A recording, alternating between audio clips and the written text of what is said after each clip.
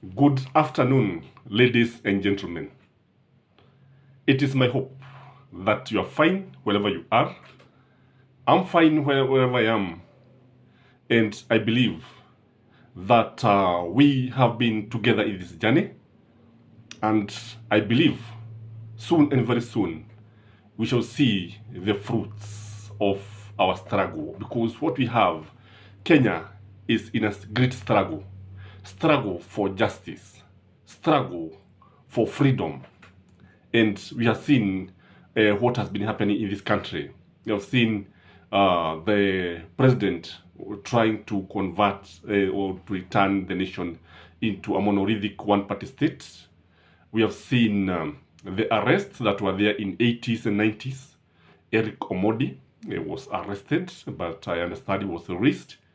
And when you look at the gains that we made since 1990s, multipartyism, freedom, the new constitution, these gains are fast being eroded in this country.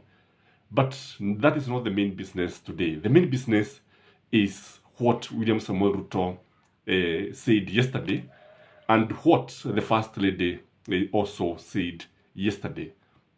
Yesterday, William Samoei Ruto, who is the fifth president of the Republic of Kenya, promised Kenya to buy gas, 6 kg cylinder gas, and at Kenya shilling 300.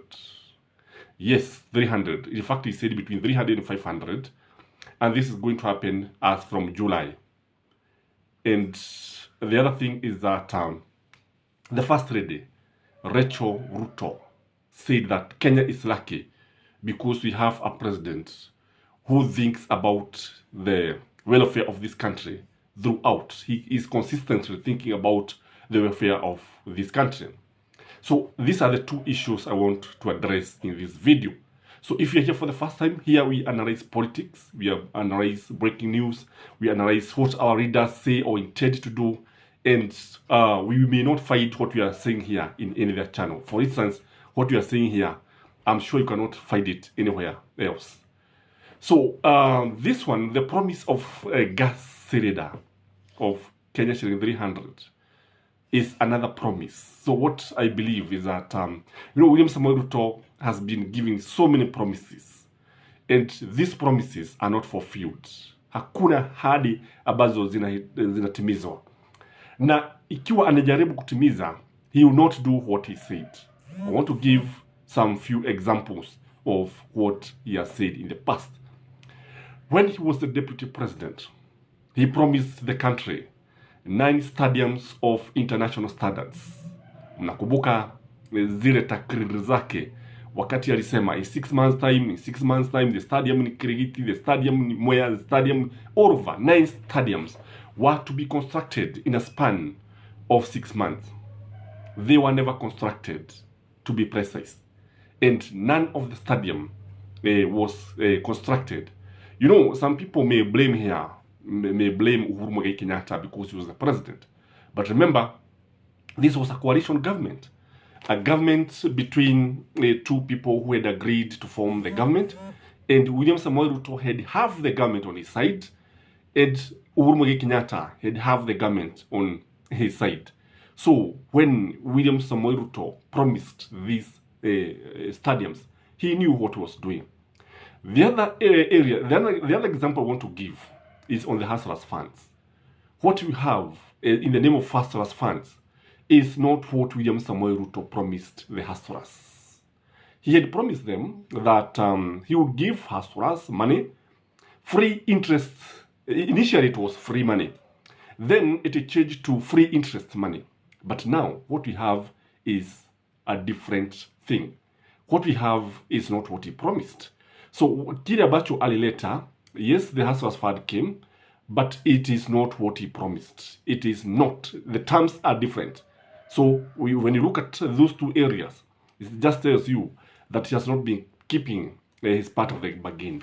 You also remember that he promised women that in his government, half of the cabinet will be women.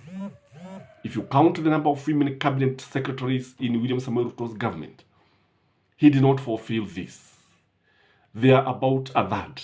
And although it is a milestone as far as gender is concerned, kusema ukweli hakutimiza ile ahadi. So he betrayed the women of Kenya. And the funny thing is that if you look at the voting pattern of this country in terms of gender, you realize that many women voted for him than men. Many men voted for Raila Amolo Odinga. And today, even if you look at many people who support William Samoei Ruto, majority of them are women. And this is a subject for debate. Again, when you look at William Samoei Ruto, he had also promised free education. Lakini sasa kile ambacho tunaona ni kitu ambacho ni tofauti kabisa. Kwa hivyo kile ambacho tunaweza kusema ni kwamba these are just but a few. Maybe wherever you are, you can add other promises that he had made to the country and never fulfilled. So this issue of the gas, it is very, very difficult for us to agree or to borrow that idea kwamba gesi, bei ya gesi itapunguzwa hadi shilingi 300. And if you ask me, I would say that because William Samoei Ruto has failed in many other promises, it will be difficult even to fulfill this. I highly doubt, from where I sit, I don't see him rolling the gas up to Kenya shilling 300. Yes, we know that it is possible. I'm not saying it is possible. It's not possible. It is possible because what we have is that Kenyans are heavily taxed. Kama kuna watu ambao wanatozwa kodi duniani ni wa Kenya. Starting from pay as you suffer, going all the way, pay as you earn, going all the way to the income tax. All types of taxes are levied. Even when you buy a matchbox, even when you buy drinking water, you realize that you are paying taxes. And the funny thing is that what many people don't realize in this country, there is what we call double taxation. People are taxed sometimes thrice. And it is very, very interesting because you pay taxes form of pay as you earn. Then when you buy commodities, you pay taxes again. It is very, very interesting and very hurting to be precise. So when he say that the gas will be sold at Kenya 300, I believe this is another promise which will be very, very difficult for him to fulfill. Again, when you look at the timelines that he has been giving about fulfilling many things, when you look at what he had promised to do within 100 days, what he did were just political issues that were just meant to please some people, like the judges, the appointment of the 12 or 6 Court of Appeal judges. That one did not require much, and he was able to fulfill that one. So, but when you look at it, you realize that most of the things are the things that he did not fulfill. And I am repeating that even when he said that he is going to triple the Women Enterprise Fund, I'll take it with a pinch of salt. But all said and done, when I look at the two promises, that of the tripling the Women Enterprise Fund and getting the money through the phone, if he does that, it will be a great move. If you lowers the price of the gas, then that is what you want. And here, the credit can only go to Raila Amolo Odinga, because Raila Amolo Odinga is the one who is pushing him. And I'm telling you, Raila is pushing very hard. So when the gas goes down, the credit should not go to William Samoei Ruto, because that is not his intention. He's doing this because the opposition is pushing him very, very hard. Again, when you look at the Women Enterprise Fund, if he does this, then it will be good for the women of this country. Na kile ambacho tunaweza kusema ni kwamba tunaweza kumpa tu hongera Raila Amolo Odinga and his team. Then the other issue where the First Lady said that Kenya is lucky to have a president who think about this country's welfare 24/7. I believe this is wrong. I believe this is a fallacy. I believe this is erroneous. And the First Lady, I believe, was just campaigning for her husband. And anybody would do that. Anybody would do that for the sake of maybe the unity of the country, for the sake of ensuring that your partner win, and all the praises and honor goes to him. Any right-thinking woman would do this. And this is what the First Lady did. So what we can say is that I believe it is erroneous to tell Kenyans that, because I believe William Samoei Ruto has caused more pain in this country. And it doesn't need rocket science to know that the removal of subsidies has caused a lot of suffering to the parents, a lot of suffering to motorists, a lot of suffering even to the children of this country, a lot of suffering to many homesteads because of the price of Oga. So flour is selling at 250, and he promised that he's going to ensure that the price comes down up to Kenya shilling 100. So the other day he said that that it will come down to 140. And I believe this is also another false promise, and I don't think he's going to fulfill, because as I said, he has not been fulfilling most of these promises. Kwa hivyo kile ambacho tunaweza tukasema hapa ni kwamba kusema ya kwamba taifa hili lina bahati kubwa sana si kweli. Ni mawazo ambayo tunaweza kusema kwamba ni mawazo ambayo yanafaa kufanywa au kusemwa na mtu ambaye ndio si vibaya kumtakia mtu mazuri, lakini kusema ukweli hivyo sivyo ilivyo, kwa sababu pale ulipo, I don't know whether you agree with Rachel Ruto that the country is very lucky to have a president who is always thinking about this country.